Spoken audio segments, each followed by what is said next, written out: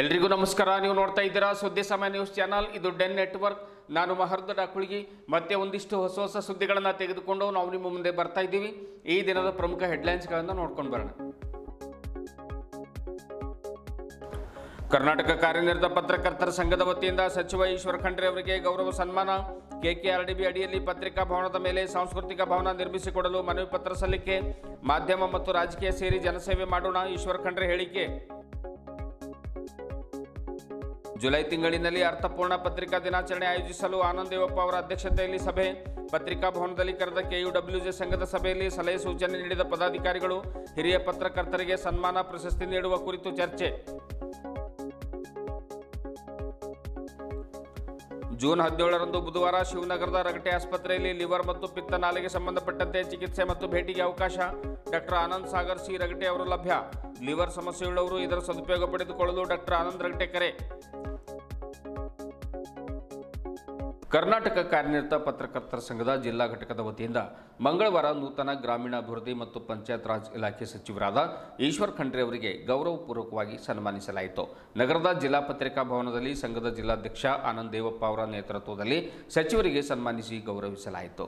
ಸನ್ಮಾನ ಸ್ವೀಕರಿಸಿ ಮಾತನಾಡಿದ ಸಚಿವರಾದ ಈಶ್ವರ ಖಂಡ್ರೆ ಅವರು ಈ ಹಿಂದೆ ತಾನು ಅರಣ್ಯ ಪರಿಸರ ಹಾಗೂ ಜೀವಶಾಸ್ತ್ರ ಸಚಿವನಾಗಿದ್ದಾಗ ಮಾಡಿದ ಕಾರ್ಯಗಳನ್ನು ಮನಗಂಡು ಪಕ್ಷ ತನಗೆ ಗ್ರಾಮೀಣಾಭಿವೃದ್ಧಿ ಮತ್ತು ಪಂಚಾಯತ್ ರಾಜ್ ಇಲಾಖೆ ಜವಾಬ್ದಾರಿಯನ್ನು ಹೆಗಲಿಗೆ ನೀಡಿದೆ. ಹಿಂದೆ ನನ್ನ ಕಾರ್ಯ ಸಫಲಗೊಳ್ಳಲು ಮಾಧ್ಯಮದವರ ಪಾತ್ರ ಬಹಳಷ್ಟಿತ್ತು. ಜನರು ಹಾಗೂ ಸರ್ಕಾರದ ನಡುವೆ ಸಂಪರ್ಕ ಕಲ್ಪಿಸುವ ಕಾರ್ಯ ಮಾಡಿದ ಮಾಧ್ಯಮ ಸ್ನೇಹಿತರಿಗೆ ಅಭಿನಂದಿಸುವುದಾಗಿ ತಿಳಿಸಿದರು. ಜೊತೆಗೆ ಮಾಧ್ಯಮ ಮತ್ತು ರಾಜಕೀಯ ಕೂಡಿದರೆ ಜನಸೇವೆ ಖಂಡಿತ ಸಾಧ್ಯ ಆಗ್ತದೆ. ನೀವು ಅದೇ ರೀತಿಯಾಗಿ ಹಿಂದೆ ನೀಡಿರುವಂಥ ಸಹಕಾರದೊಂದಿಗೆ ಇವತ್ತು ಕೂಡ ಮುಂದೆಯೂ ಸಹಕಾರ ಕೊಡಿ, ನಾನು ಜನಸೇವೆ ಮಾಡಲಿಕ್ಕೆ ಸಿದ್ಧ ಅನ್ನುವಂಥ ಮಾತನ್ನು ಕೂಡ ಸಚಿವ ಈಶ್ವರ ಖಂಡ್ರೆ ಹೇಳಿದರು. ಇದೇ ವೇಳೆ ಕರ್ನಾಟಕ ಕಾರ್ಯನಿರತ ಪತ್ರಕರ್ತರ ಸಂಘದ ವತಿಯಿಂದ ಸಚಿವರಿಗೆ ಪತ್ರಿಕಾ ಭವನ ನಿರ್ವಹಣೆ ಜವಾಬ್ದಾರಿಯನ್ನು ಜಿಲ್ಲಾ ಸಂಘಕ್ಕೆ ಹಸ್ತಾಂತರಿಸಲು ಜಿಲ್ಲಾಡಳಿತಕ್ಕೆ ಸೂಚಿಸುವಂತೆ ಕೋರಲಾಯಿತು. ಅದೇ ರೀತಿ ಪತ್ರಿಕಾ ಭವನದ ಹೆಚ್ಚಿನ ಒಂದು ನಿರ್ಮಾಣಕ್ಕಾಗಿ ಅನುದಾನ ಹಾಗೂ ಗಡಿಭಾಗದ ಜಾಹೀರಾತು ಕೂಡಲೇ ಗಡಿಭಾಗದ ಪತ್ರಿಕೆಗಳಿಗೆ ಪ್ರಾರಂಭಿಸುವಂತೆ ಕೋರಲಾಯಿತು. ಸಂಘದ ಮನವಿಗೆ ಸಕಾರಾತ್ಮಕವಾಗಿ ಸ್ಪಂದಿಸಿದ ಸಚಿವರು ರಾಜ್ಯದ ಪತ್ರಕರ್ತರ ಹಿತ ಕಾಯುವ ಏಕೈಕ ಸಂಘ ಇದಾಗಿರುತ್ತದೆ ಎಂಬುದು ಇಡೀ ನಾಡಿಗೆ ಗೊತ್ತಿರುವಂಥ ವಿಚಾರ. ಇತ್ತೀಚೆಗೆ 40ನೇ ರಾಜ್ಯ ಪತ್ರಕರ್ತರ ಸಮ್ಮೇಳನ ಯಶಸ್ವಿಗೊಳ್ಳಲು ತಮ್ಮೆಲ್ಲರ ಪರಿಶ್ರಮ ಬಹಳಷ್ಟಿದೆ. ಭವನದ ನಿರ್ವಹಣೆ ಜವಾಬ್ದಾರಿ ಕೆಯುಡಬ್ಲ್ಯೂಜೆ ಸಂಘಕ್ಕೆ ನೀಡಲು ಜಿಲ್ಲಾಧಿಕಾರಿಗಳೊಂದಿಗೆ ಒಂದು ಚರ್ಚಿಸಿ ಅವರಿಗೆ ಸೂಚಿಸುವುದಾಗಿ ಸಚಿವರು ಭರವಸೆ ನೀಡಿದರು. ಸಂಘದ ಕಾರ್ಯದರ್ಶಿ ಶಶಿಕಾಂತ್ ಶೆಂಬಳ್ಳಿ ಅವರು ಈ ಸಂದರ್ಭದಲ್ಲಿ ಪತ್ರಿಕಾ ಭವನ ನಿರ್ವಹಣೆ ಇಡೀ ರಾಜ್ಯದ 21ಕ್ಕೂ ಅಧಿಕ ಜಿಲ್ಲೆಗಳಲ್ಲಿ ಕೆಯುಡಬ್ಲ್ಯೂಜೆ ಜಿಲ್ಲಾ ಘಟಕ ನಿರ್ವಹಣೆ ಜವಾಬ್ದಾರಿ ಹೊತ್ತಿದ್ದು ಇಲ್ಲಿಯೂ ಸಹ ಜಿಲ್ಲಾ ಸಂಘಕ್ಕೆ ಇದರ ಉಸ್ತುವಾರಿ ವಹಿಸುವಂತೆ ಮನವಿ ಮಾಡಿದರು. ಇದೇ ವೇಳೆ ಸಂಘದ ಜಿಲ್ಲಾಧ್ಯಕ್ಷ ಆನಂದ್ ದೇವಪ್ಪ, ಪ್ರಧಾನ ಕಾರ್ಯದರ್ಶಿ ಶಿವಕುಮಾರ್ ಸ್ವಾಮಿ, ಸಂಘದ ಗೌರವ ಸಲಹೆಗಾರರಾದ ಮಲ್ಲಿಕಾರ್ಜುನ್ ಬಿರಾದರ್, ಐಎಫ್ಡಬ್ಲ್ಯೂಜೆ ಸದಸ್ಯರಾದ ಅಶೋಕ್ ಕುಮಾರ್ ಕರಂಜಿ, ಜಿಲ್ಲಾ ಉಪಾಧ್ಯಕ್ಷ ಬಸವರಾಜ್ ಕಾಮಶೆಟ್ಟಿ, ಪೃಥ್ವಿರಾಜ್ ಎಸ್, ಶ್ರೀಕಾಂತ್ ಬಿರಾದರ್, ಕಾರ್ಯದರ್ಶಿ ಸ್ವಾಮಿದಾಸ್ ನಾಗುರೆ, ಸಂತೋಷ್ ಶೆಟ್ಟಿ, ಖಜಾಂಚಿ ಸುನಿಲ್ ಕುಮಾರ್ ಕುಲಕರ್ಣಿ, ಜಿಲ್ಲಾ ಕಾರ್ಯಕಾರಿಣಿ ಸಮಿತಿ ಸದಸ್ಯ ಶಶಿಕಾಂತ್ ಬಂಬುಳಗಿ, ಸುರೇಶ್ ನಾಯಕ್, ಅನಿಲ್ ಪಾಟೀಲ್, ವಿಜಯಕುಮಾರ್ ಅಷ್ಟೂರೆ, ಮಹಾರುದ್ರ, ಶ್ರೀಕಾಂತ್ ಪಾಟೀಲ್, ಪೂಜಾ ಪಿಟ್ಲೆ, ದುರ್ಯೋಧನ್ ಹೋಗಾರ್, ಕಾರ್ತಿಕ್ ಮಠಪತಿ, ಮಲ್ಲಿಕಾರ್ಜುನ್ ಮರ್ಕಲೆ, ಡಾಕ್ಟರ್ ಎಂ ಮಸೂದ್, ಪ್ರಿಯಾಂಕಾ, ನವೀನ್ ಗಂಜಿ, ಲೋಕೇಶ್ ಹಾಗೂ ಇತರರು ಸಂದರ್ಭದಲ್ಲಿ ಉಪಸ್ಥಿತರಿದ್ದರು. ಮಾಧ್ಯಮದ ಸ್ನೇಹಿತರ ಬಂಧುಗಳೇ, ಇವತ್ತು ನನಗೆ ಕೂಡ ಸಚಿವ ಸಂಪುಟದಲ್ಲಿ ಅವಕಾಶ ಸಿಕ್ಕಿದೆ. ಮತ್ತೆ ಗ್ರಾಮೀಣಾಭಿವೃದ್ಧಿ ಪಂಚಾಯತ್ ರಾಜ್ ಇಲಾಖೆಯ ಸಚಿವನಾಗಿ ಜವಾಬ್ದಾರಿ ವಹಿಸಿಕೊಂಡಿದ್ದೇನೆ. 3 ವರ್ಷ ಅರಣ್ಯ ಪರಿಸರ ಜೀವಿಶಾಸ್ತ್ರ ಇಲಾಖೆ ಸಚಿವನಾಗಿ ಸಾಕಷ್ಟು ಶ್ರಮ ಮಾಡಿದ್ದೇನೆ. ದಕ್ಷತೆಯಿಂದ, ಪ್ರಾಮಾಣಿಕತೆಯಿಂದ ಆ ಇಲಾಖೆಯನ್ನು ನಿರ್ವಹಿಸಿದ್ದೇನೆ. ಇಲಾಖೆಯಲ್ಲಿ ಬಹಳಷ್ಟು ಬದಲಾವಣೆ ಮಾಡಿದ್ದೇವೆ. ಪ್ರಕೃತಿ ಪರಿಸರ ಸಂರಕ್ಷಣೆ ಮಾಡಲಿಕ್ಕೆ ಎಲ್ಲಾ ರೀತಿಯ ಕ್ರಮಗಳನ್ನು ತೆಗೆದುಕೊಂಡಿದ್ದೇವೆ. ಮತ್ತೆ ಈ ಜಿಲ್ಲೆಯ ನಮ್ಮ ಮತದಾರರ ಎಲ್ಲರ ಕೀರ್ತಿ ಹೆಚ್ಚಿಸುವಂತ ಒಂದು ಕೆಲಸ ಮಾಡಲಿಕ್ಕೆ ಪ್ರಯತ್ನ ಮಾಡಿದ್ದೇನೆ ಅನ್ನುವಂಥ ಮಾತನ್ನು ಹೇಳಿಕೆ ಬಯಸ್ತಾ ಇದ್ದೀನಿ. ಇವತ್ತು ಅರಣ್ಯ ಪರಿಸರ ಜೀವಿಶಾಸ್ತ್ರ ಇಲಾಖೆಯಲ್ಲಿ ನಾನು ಸಚಿವನಾಗಿದ್ದಂತಹ ಸಂದರ್ಭದಲ್ಲಿ ಆ ಇಲಾಖೆಗೆ ನೆರವು ತಂದುಕೊಟ್ಟಂಥದ್ದು, ಆ ಇಲಾಖೆ ಸಾಧನೆಗಳನ್ನು ಜನರ ಮುಂದೆ ಇಡುವಂಥದ್ದು, ಮತ್ತೆ ಪ್ರಕೃತಿ ಬಗ್ಗೆ, ಪರಿಸರ ಬಗ್ಗೆ ಕಳಕಳಿಯನ್ನು ಇಟ್ಟುಕೊಂಡು ಎಲ್ಲ ಜಿಲ್ಲಾ ಮಟ್ಟದ ಮತ್ತು ರಾಜ್ಯ ಮಟ್ಟದ, ರಾಷ್ಟ್ರ ಮಟ್ಟದ ಮಾಧ್ಯಮಗಳು ಸಹಿತ ಬಹಳಷ್ಟು ಅದಕ್ಕೆ ಪ್ರಚಾರಗಳನ್ನು ಕೊಟ್ಟಿದೆ. ಅನೇಕ ಸಲ ನೀವೆಲ್ಲ ಸಲಹೆ ಸೂಚನೆಗಳನ್ನು ಕೊಟ್ಟಿದ್ದೀರಿ. ಅರಣ್ಯ ಇಲಾಖೆ ಅಷ್ಟೇ ಅಲ್ಲ, ಬೀದರ್ ಜಿಲ್ಲೆ ಉಸ್ತುವಾರಿ ಸಚಿವನಾಗಿದ್ದಂತಹ ಸಂದರ್ಭದಲ್ಲಿಯೂ ಇವತ್ತು ಬೀದರ್ನ ಅಭಿವೃದ್ಧಿಗೂ ಪೂರಕವಾಗಿ ನೀವೆಲ್ಲ ಸುದ್ದಿಗಳನ್ನು ಬಿತ್ತರಿಸಿ ಇವತ್ತು ನಮಗೂ ಒಂದು ಜಾಗೃತಿಯನ್ನು ಮೂಡಿಸಿದ್ದಾರೆ, ಸಲಹೆ ಕೊಟ್ಟಿದ್ದೀರಿ, ಮತ್ತೆ ಅನೇಕ ಕಾರ್ಯಗಳನ್ನು ಮಾಡಲಿಕ್ಕೆ ಸಹಕಾರ ಮಾಡಿದ್ದೀರಿ.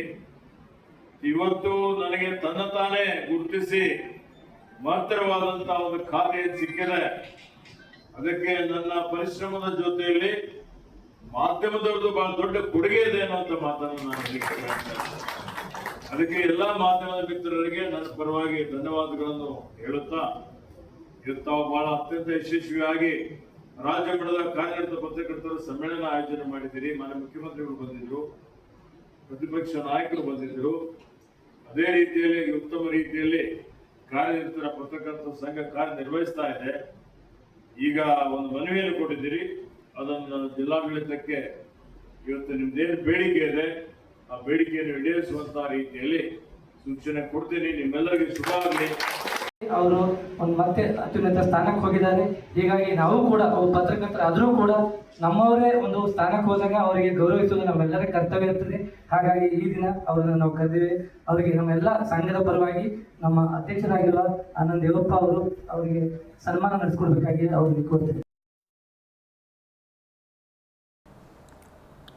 ಕರ್ನಾಟಕ ಕಾರ್ಯನಿರತ ಪತ್ರಕರ್ತರ ಸಂಘದ ವತಿಯಿಂದ ಮಂಗಳವಾರ ಪತ್ರಿಕಾ ಭವನದಲ್ಲಿ ಜಿಲ್ಲಾಧ್ಯಕ್ಷ ಆನಂದ್ ದೇವಪ್ಪ ಅವರ ನೇತೃತ್ವದಲ್ಲಿ ಅಧ್ಯಕ್ಷತೆಯಲ್ಲಿ ವಿಶೇಷ ಸಭೆ ಜರುಗಿತು. ಜುಲೈ ತಿಂಗಳಿನಲ್ಲಿ ಜರುಗುವಂತಹ ಪತ್ರಿಕಾ ದಿನಾಚರಣೆಯನ್ನು ಅರ್ಥಪೂರ್ಣವಾಗಿ ಆಚರಿಸಲು ನಿರ್ಧರಿಸಲಾಗಿದೆ ಎಂದು ಅಧ್ಯಕ್ಷ ಆನಂದ್ ದೇವಪ್ಪ ತಿಳಿಸಿದರು. ಪತ್ರಿಕಾ ದಿನಾಚರಣೆಯಲ್ಲಿ ಅರ್ಹ ಪತ್ರಕರ್ತರಿಗೆ, ಛಾಯಾಗ್ರಾಹಕರಿಗೆ, ಸಂಪಾದಕರಿಗೆ ಹಾಗೂ ಉತ್ತಮ ಸಾಧನೆಗೈದ ಪತ್ರಕರ್ತರ ಮಕ್ಕಳಿಗೆ ಸನ್ಮಾನಿಸಿ ಗೌರವಿಸುವ ಕುರಿತು ಚರ್ಚಿಸಲಾಯಿತು. ಮುಂದಿನ ದಿನಗಳಲ್ಲಿ ಪತ್ರಿಕಾ ದಿನಾಚರಣೆ ಆಚರಿಸುವ ಕುರಿತು ಇನ್ನೊಂದು ಸಭೆಯನ್ನು ಕರೆದು ರಾಜ್ಯಾಧ್ಯಕ್ಷರ ಹಾಗೂ ಕಾರ್ಯಕ್ರಮಕ್ಕೆ ಆಗಮಿಸುವಂತ ಅತಿಥಿ ಗಣ್ಯರ ಸಮಯ ಪಡೆದುಕೊಂಡು ದಿನಾಂಕ ನಿಗದಿಗೊಳಿಸಿ ಸಂಘದ ಎಲ್ಲ ಸರ್ವ ಸದಸ್ಯರಿಗೆ ಮಾಹಿತಿಯನ್ನು ನೀಡಲಾಗುವುದು ಎಂದು ಅಧ್ಯಕ್ಷರು ತಿಳಿಸಿದರು. ಜೊತೆಗೆ ಭವಿಷ್ಯದಲ್ಲಿ ಪತ್ರಕರ್ತರಿಗೆ ಒಂದು ಇನ್ಶೂರೆನ್ಸ್ ಆಗಿರಬಹುದು, ಅವರಿಗೆ ನಿವೇಶನಗಳನ್ನು ಕೊಡಿಸುವಂಥ ಪ್ರಯತ್ನ ಮಾಡುವಂಥದ್ದಾಗಿರಬಹುದು, ಇವೆಲ್ಲವುಗಳ ಕಡೆಗೆ ನಾವು ಗಮನ ಹರಿಸಿ ಒಂದು ಕಾರ್ಯ ಮಾಡುವಂಥ ನಿಟ್ಟಿನಲ್ಲಿ ಕಾರ್ಯಪ್ರವೃತ್ತರಾಗಬೇಕಾಗಿದೆ. ಈ ಒಂದು ನಿಟ್ಟಿನಲ್ಲಿ ಎಲ್ಲ ಪತ್ರಕರ್ತರು, ಸರ್ವ ಸದಸ್ಯರು, ಪದಾಧಿಕಾರಿಗಳ ಅಗತ್ಯ ಸಹಕಾರ ನನಗೆ ಬೇಕು ಅನ್ನುವಂಥ ಮಾತನ್ನು ಕೂಡ ಆನಂದ್ ದೇವಪ್ಪ ಅವರು ಹೇಳಿದರು. ಪತ್ರಿಕಾ ದಿನಾಚರಣೆಯನ್ನು ಅದ್ದೂರಿಯಾಗಿ ಆಚರಣೆ ಮಾಡದೆ ಅರ್ಥಪೂರ್ಣವಾಗಿ ಆಚರಣೆ ಮಾಡುವ ಕುರಿತು ಎಲ್ಲರೂ ಕೂಡ ಸಲಹೆ ಸೂಚನೆಗಳನ್ನು ಕೊಡಬೇಕು. ಈ ನಿಟ್ಟಿನಲ್ಲಿ ನಾವೆಲ್ಲರೂ ಕೂಡ ಒಗ್ಗಟ್ಟಿನಿಂದ ಮುನ್ನಡೆಯೋಣ ಅನ್ನುವಂಥ ಮಾತನ್ನು ಕೂಡ ಅವರು ಹೇಳಿದರು.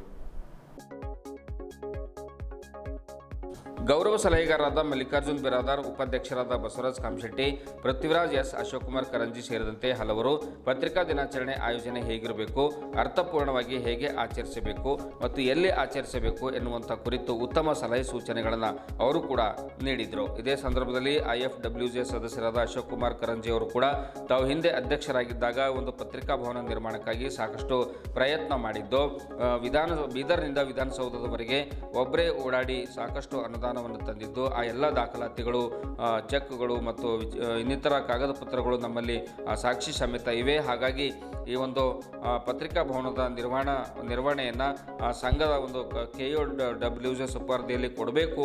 ಜಿಲ್ಲಾಧಿಕಾರಿಗಳು ಕೂಡ ಇದನ್ನು ಕೊಡಬೇಕು. ಆಮೇಲೆ ಉಸ್ತುವಾರಿ ಸಚಿವರು ಕೂಡ ಜಿಲ್ಲಾಧಿಕಾರಿಗಳಿಗೆ, ವಾರ್ತಾಧಿಕಾರಿಗಳಿಗೆ, SP ಅವರಿಗೆ ಸೂಚಿಸಬೇಕು ಅನ್ನುವಂಥ ಮಾತನ್ನು ಕೂಡ ಅವರು ಹೇಳಿದರು. ಮತ್ತು ಪತ್ರಿಕಾ ದಿನಾಚರಣೆ ಬಹಳ ಅರ್ಥಪೂರ್ಣವಾಗಿ ಆಚರಣೆ ಮಾಡೋಣ ಅನ್ನುವಂಥ ಮಾತನ್ನು ಕೂಡ ಹೇಳಿದರು. ಇದೇ ಸಂದರ್ಭದಲ್ಲಿ ಒಂದು ಸಂಘದ ಉಪಾಧ್ಯಕ್ಷರು, ಕಾರ್ಯದರ್ಶಿಗಳು, ಖಜಾಂಚಿಗಳು ಮತ್ತು ಜಿಲ್ಲಾ ಕಾರ್ಯಕಾರಿಣಿ ಸಮಿತಿ ಸದಸ್ಯರು ಉಪಸ್ಥಿತರಿದ್ದು ಸೂಕ್ತ ಸಲಹೆ ಸೂಚನೆಗಳನ್ನು ಕೂಡ ನೀಡಿದರು. ಡಾಕ್ಟರ್ ಆನಂದ್ ಸಾಗರ್ ಸಿ ರಗಟೆಯವರು ಲಿವರ್ಗೆ ಸಂಬಂಧಪಟ್ಟಂತೆ ಇರುವ ರೋಗಿಗಳಿಗೆ ಸೂಕ್ತ ಪರೀಕ್ಷೆ, ಚಿಕಿತ್ಸೆ ಹಾಗೂ ಪರಿಹಾರವನ್ನು ನೀಡಲಿದ್ದು, ಜೂನ್ 17ರಂದು ಬುಧವಾರದ ದಿವಸ ಬೆಳಗ್ಗೆ 10ರಿಂದ ಸಾಯಂಕಾಲ 4 ಗಂಟೆವರೆಗೆ ಶಿವನಗರದಲ್ಲಿರುವಂತಹ ಅವರ ರಗಟೆ ಆಸ್ಪತ್ರೆಯಲ್ಲಿ ಸಿಗಲಿದ್ದೇನೆ. ಸಾರ್ವಜನಿಕರು ಇದರ ಸದುಪಯೋಗ ಪಡೆದುಕೊಳ್ಳಬೇಕೆಂದು ಲಿವರ್ ತಜ್ಞರಾದ ಡಾಕ್ಟರ್ ಆನಂದ್ ಸಾಗರ್ ಸಿ ರಗಟೆ ತಿಳಿಸಿದ್ದಾರೆ. ಈ ಕುರಿತು ಸುದ್ದಿ ಸಮಯಕ್ಕೆ ತಿಳಿಸಿರುವಂತಹ ಅವರು ಪಿತ್ತಕೋಶ, ಆಮೇಲೆ ಕೊಬ್ಬಿನ ಲಿವರ್, ಮೆದು ಜೀರ್ಣ ಗ್ರಂಥಿ ಅಂದರೆ ಫ್ಯಾಂಕ್ರಿಯಾಸ್ ಸಮಸ್ಯೆ, ಲಿವರ್ ಕ್ಯಾನ್ಸರ್ಗೆ ಸಂಬಂಧಪಟ್ಟ ಏನಾದರೂ ಸಮಸ್ಯೆಗಳಿದ್ದರೆ ರೋಗಿಗಳು ನಮಗೆ ಸಂಪರ್ಕಿಸಿ ಸೂಕ್ತ ಸಲಹೆ ಸೂಚನೆಗಳನ್ನು ಪಡೆದುಕೊಂಡು ಲಿವರ್ಗೆ ಸಂಬಂಧಿಸಿದ ರೋಗಗಳಿಗೆ ಚಿಕಿತ್ಸೆಯನ್ನು ಪಡೆದುಕೊಳ್ಳಲು ಸಲಹೆ ನೀಡಿದರು. ಇಂದಿನ ಆಧುನಿಕ ಜೀವನ ಶೈಲಿಯಲ್ಲಿ ಲಿವರ್ಗೆ ಸಂಬಂಧಪಟ್ಟ ಹಲವಾರು ರೋಗಗಳು ಉಲ್ಬಣಗೊಳ್ಳುತ್ತಿದ್ದು ಸಾರ್ವಜನಿಕರು ಬಹಳ ಹುಷಾರಾಗಿ ಚಾಕಚಕ್ಯತೆಯಿಂದ ಪದೇ ಪದೇ ಆರೋಗ್ಯವನ್ನು ಪರೀಕ್ಷೆ ಮಾಡಿಸ್ಕೊಳ್ಬೇಕು, ಲಿವರ್ಗಳನ್ನು ಪರೀಕ್ಷೆ ಮಾಡಿಸ್ಕೊಳ್ಬೇಕು, ಸರಿಯಾಗಿ ಹೆಲ್ತನ್ನು ಚೆಕಪ್ ಮಾಡಿಸ್ಕೊಂಡು ಆರೋಗ್ಯಯುತವಾಗಿ ಬದುಕಬೇಕು ಅನ್ನುವಂಥದ್ದು ನಮ್ಮ ಉದ್ದೇಶ ಆಗಿರುವಂಥದ್ದು. ಹಾಗಾಗಿ ಪಾಪ್ನಸ್ ಗೇಟ್ಗಿಂತ ಮೊದಲೇ ಒಂದು ATM ಪಕ್ಕದಲ್ಲಿ ಒಳಗಡೆ ಬಂದರೆ 3ನೇ ಬಿಲ್ಡಿಂಗ್ ರಗಟೆ ಆಸ್ಪತ್ರೆ ಇದೆ ಶಿವನಗರದಲ್ಲಿ. ಹಾಗಾಗಿ ಲಿವರ್ಗೆ ಸಂಬಂಧಪಟ್ಟಂತೆ ಏನಾದರೂ ಸಮಸ್ಯೆಗಳಿದ್ದರೆ ನಮಗೆ ಸಂಪರ್ಕ ಮಾಡಿ ಅನ್ನುವಂಥ ಮಾತನ್ನು ಕೂಡ ಡಾಕ್ಟರ್ ಆನಂದ್ ಸಿ ರಗಟೆ ಅವರು ತಿಳಿಸಿದ್ದಾರೆ.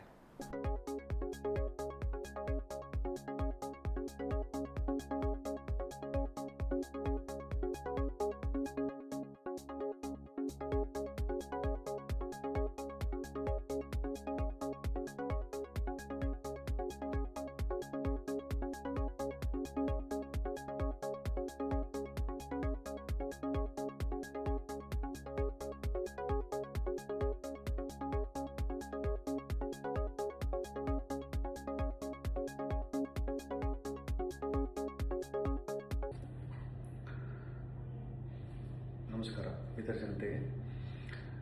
ನಾನು doctor Anand Sagar C Ragate, HPB ಮತ್ತು ಲಿವರ್ ಟ್ರಾನ್ಸ್ಪ್ಲಾಂಟ್ ಶಸ್ತ್ರಚಿಕಿತ್ಸಕ. ನಿಮ್ಮೆಲ್ಲರಿಗೂ ತಿಳಿಸಲು ಸಂತೋಷವಾಗುತ್ತಿದೆ. ದಿನಾಂಕ 17 ಜೂನ್ ಬುಧವಾರರಂದು ಬೆಳಗ್ಗೆ 10 ಗಂಟೆಯಿಂದ ಸಂಜೆ 4 ಗಂಟೆವರೆಗೆ ರಗಟೆ ಆಸ್ಪತ್ರೆ ಬೀದರಲ್ಲಿ ನನ್ನ ವಿಶೇಷ OPD ನಡೆಯಲಿದೆ. ಯಕೃತ, ಲಿವರ್ ಸಂಬಂಧಪಟ್ಟ, ಪಿತ್ತ ನಾಲೆ ಬೈಲ್ ಡಕ್ಟ್ ಸಂಬಂಧಪಟ್ಟ, ಪಿತ್ತಕೋಶ ಗಾಲ್ ಬ್ಲಾಡರ್ ಸಂಬಂಧಪಟ್ಟ, ಕೊಬ್ಬಿನ ಯಕೃತ ಫ್ಯಾಟಿ ಲಿವರ್ ಸಂಬಂಧಿತ, ಮೇದುಜೀರಣ ಗ್ರಂಥಿ ಪ್ಯಾಂಕ್ರಿಯಾಸ್ ಸಂಬಂಧಪಟ್ಟ, ಲಿವರ್ ಕ್ಯಾನ್ಸರ್, ಲಿವರ್ ಸಿರೋಸಿಸ್ ಸಂಬಂಧಪಟ್ಟ ಏನಾದರೂ ಸಮಸ್ಯೆಗಳಿದ್ದರೆ ನೀವು ನನ್ನನ್ನು ಭೇಟಿ ನೀಡಬಹುದು, ಒಪಿನಿಯನ್ಗೋಸ್ಕರ ಅಥವಾ ಚಿಕಿತ್ಸೆಗೋಸ್ಕರ. ಇದುವರೆಗೂ ಸುದ್ದಿ ಕೊಟ್ಟಿರುವ ನಾನು ಮಹರ್ದು ರಾಕುಳ್ಗಿ. ಮತ್ತೆ ಮುಂದಿನ ವಾರ್ತೆಗಳೊಂದಿಗೆ ಭೇಟಿಯಾಗೋಣ. ವಂದನೆಗಳು.